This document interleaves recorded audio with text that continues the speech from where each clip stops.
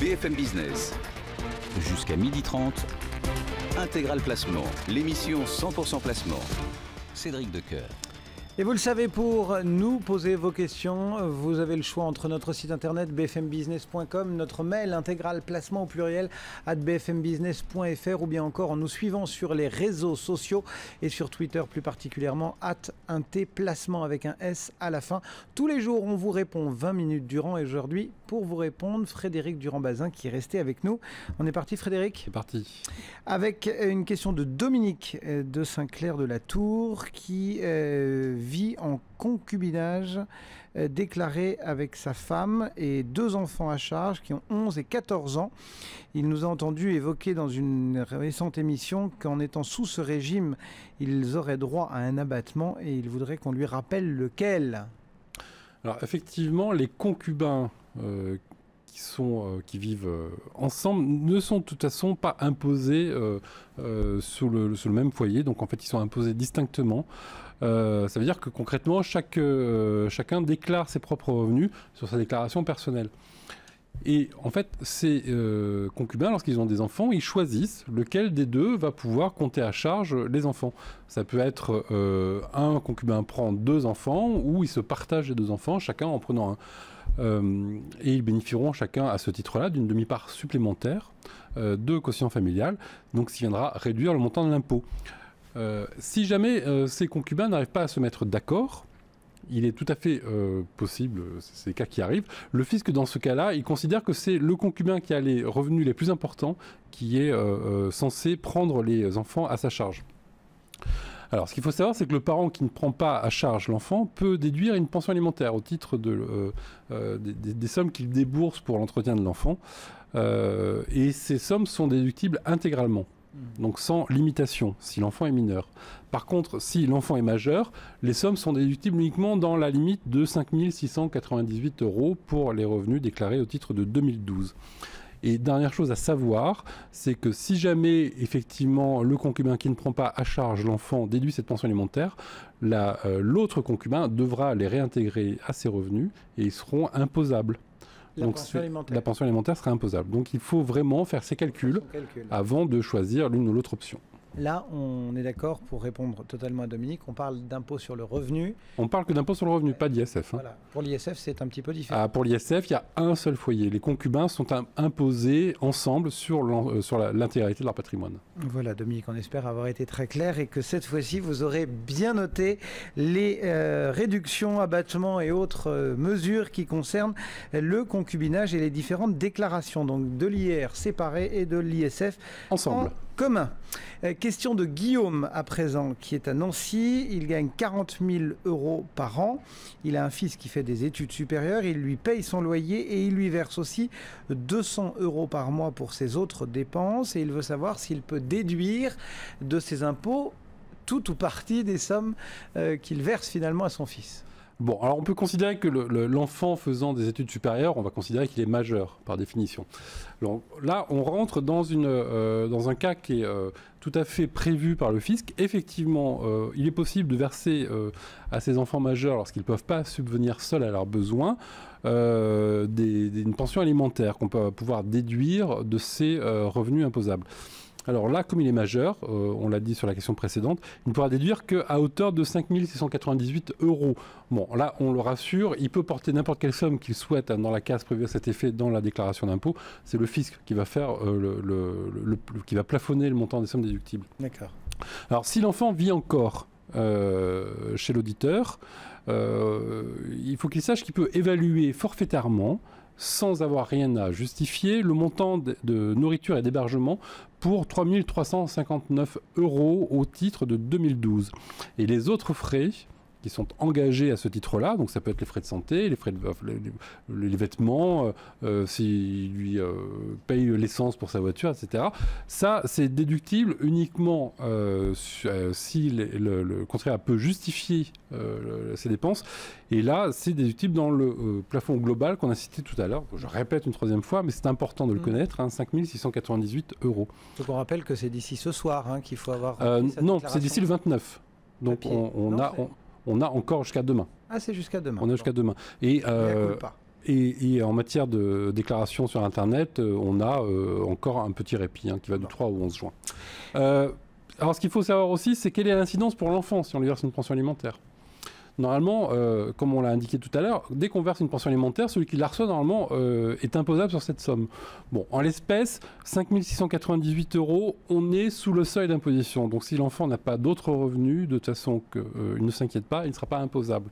Et quand bien même, il aurait un petit job étudiant, là aussi, il y a une mesure de faveur qui existe déjà depuis quelques années, et c'est une exonération. Donc les sommes qui sont versées aux enfants, les salaires perçus par des enfants qui poursuivent des études, sont exonérés à hauteur de 3 SMIC bruts mensuels, donc c'est-à-dire 4 236 € au titre de 2012. Donc il peut recevoir comme ça jusqu'à un peu plus de 9 000 €, il ne sera pas imposable. Par an, hein. Par an, bien sûr. Alors, en contrepartie, bien sûr, notre auditeur va bénéficier d'un abattement sur son impôt, enfin donc d'une économie fiscale. Elle est chiffrable, cette économie, et ça, elle peut être intéressante à connaître. Donc par exemple, si on est au plafond donc, de ces fameuses sommes de 5 698 € et que le contribuable atteint le taux de 45%, il aura une économie d'impôt de 2 564 €. Cette économie d'impôt va baisser au fur et à mesure qu'on descend dans les tranches marginales. Là, en l'espèce, Guillaume gagne 40 000 €, donc on peut considérer, toute chose égale par ailleurs, qu'il est imposé à 14%. Donc ça veut dire que déduire cette pension alimentaire lui procurera une réduction d'impôt de 797 €. Eh bien, au moins, c'est une réponse complète faite et apportée ce matin à Guillaume. On passe à la question qu'Estelle nous envoie depuis Saint-Raphaël. Après avoir fait sa déclaration, elle trouve que l'addition reste salée. Elle nous précise 5 000 € en dépit des réductions et crédits d'impôt pour frais de garde, dons, intérêts d'emprunt, travaux, etc. Avec son mari, ils ont respectivement 31 et 34 ans. Ils envisagent de cotiser au titre de l'épargne salariale avec des plafonds importants, et elle veut savoir comment ça fonctionne, si c'est intéressant compte tenu de leurs âges, est-ce que fiscalement ça a un intérêt, vers quel organisme, enfin voilà. Comment est-ce qu'elle peut aménager un petit peu encore plus sa fiscalité? Alors, bon, ce qui est intéressant, c'est que malgré son jeune âge, 31 ans, elle s'intéresse déjà à sa retraite. Ouais. Ça montre quand même un changement d'état d'esprit assez important. Alors, pour l'ensemble des salariés, pour l'ensemble des actifs même, il existe un produit universel dont on a déjà fait quelques explications au cours des semaines précédentes. C'est le plan d'épargne de retraite populaire, le PERP. Et c'est vrai qu'il procure un avantage fiscal qui est non négligeable parce que vous pouvez déduire les sommes que vous avez versées sur le plan intégralement de vos revenus. Enfin, intégralement, c'est pas tout à fait vrai parce qu'il y a un plafond, mais le plafond, il est quand même assez élevé. Donc, ça veut dire par exemple que si vous êtes imposé à 30% et que vous versez 1 000 € de cotisation, vous pourrez réduire le montant de votre impôt de 300 €. Donc le rapport est quand même assez intéressant. Alors il faut quand même savoir que le PERP, c'est un produit dit tunnel, c'est-à-dire qu'une fois que vous avez commencé à verser des sommes dedans, vous ne pourrez les retirer, sauf quelques exceptions très rares, qu'au moment de votre retraite. Donc 31 ans, on peut imaginer qu'au mieux elle prendra sa retraite dans 30 ans. Donc pendant 30 ans, ces sommes seront indisponibles. Donc ça, c'est un élément à bien savoir. L'autre élément qu'il faut bien connaître, c'est que dans la plupart des cas, dans un PERP, les sommes seront restituées sous la forme de rente viagère. Donc ce qui veut dire qu'elles seront taxées à ce moment-là comme une pension de retraite. C'est-à-dire qu'elles seront soumises à l'impôt sur le revenu et elles subiront les prélèvements sociaux afférents. Donc ça veut dire qu'on vous fait un cadeau fiscal à l'entrée, mais à la sortie, vous serez taxé. Ouais. Et puis, la troisième question qui se pose, c'est quel est l'avenir pour nos retraites? Est-ce que dans 30 ans, cotiser sur un plan d'épargne retraite populaire sera suffisant? Donc, c'est-à-dire qu'aujourd'hui, les équations sont tellement inconnues qu'on se dit que c'est peut-être un peu tôt. Il faut qu'elle fasse quoi? C'est peut-être un peu tôt pour qu'elle cotise sur un PERP. Mais si elle a envie de réduire ses impôts, il y a d'autres voies. Elle doit le savoir. Donc c'est soit elle investit dans des placements défiscalisants type fonds d'investissement de proximité, fonds commun de placement dans l'innovation, Sofica, ce genre de choses. Bon, nous, on est assez mitigé sur ce type de produit parce qu'on se rend compte au fur et à mesure des réactions de nos lecteurs que souvent on gagne faut bien le choisir, pas beaucoup. Faut pas choisir le produit que pour son côté fiscal. Bah non, parce que c'est quand même assez fréquent de perdre en fait plus que le montant d'avantage fiscal. Donc il ne faut pas le choisir uniquement pour ses avantages fiscaux. Mais compte tenu de son âge, 31 ans, elle a tout l'avenir devant elle. Peut-être que c'était intéressant plutôt d'investir dans l'immobilier. Aujourd'hui, on voit, tout à l'heure, votre journaliste nous a fait part du fait que le marché était peut-être en train de se retourner. Donc c'est peut-être le bon moment d'investir dans l'immobilier. Il existe des dispositifs qui permettent de réduire l'impôt. C'est par exemple le cas du Duflot, qui offre une réduction d'impôt de 18% avec un plafonné à un investissement de 300 000 €. Donc ça veut dire qu'on peut réduire son impôt de 54 000 € en tout. C'est réparti sur 9 ans, ça veut dire 6 000 € de moins par an. Donc là déjà, elle payait, Estelle, 5 000 € d'impôt. Voilà, en un coup, elle a effacé la totalité de son impôt. Grâce à ce Duflot. Et ben voilà, Estelle, on espère avoir été suffisamment complet pour vous répondre.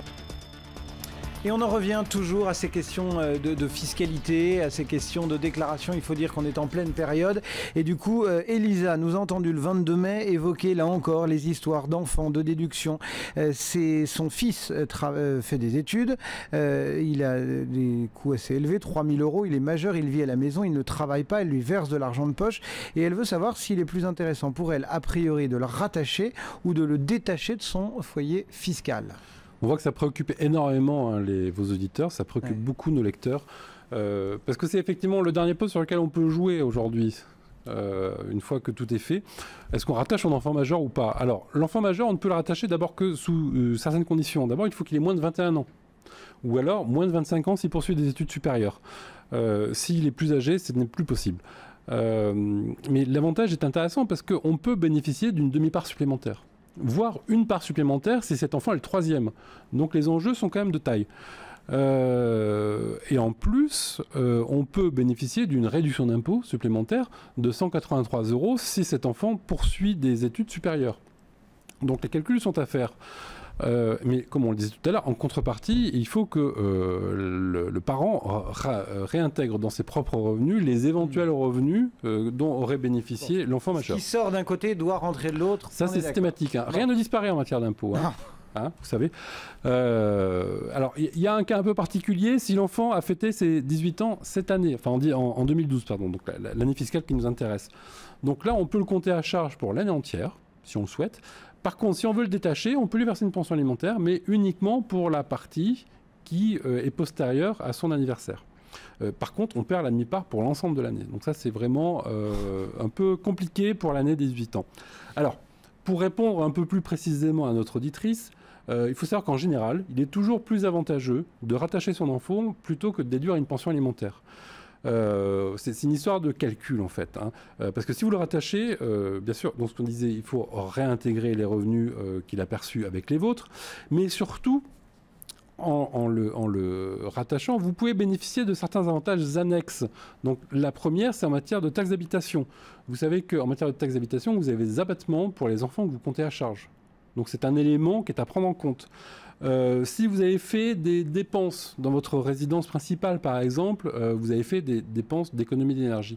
Sachez que les plafonds de prise en compte des dépenses sont majorés en fonction du nombre d'enfants à charge.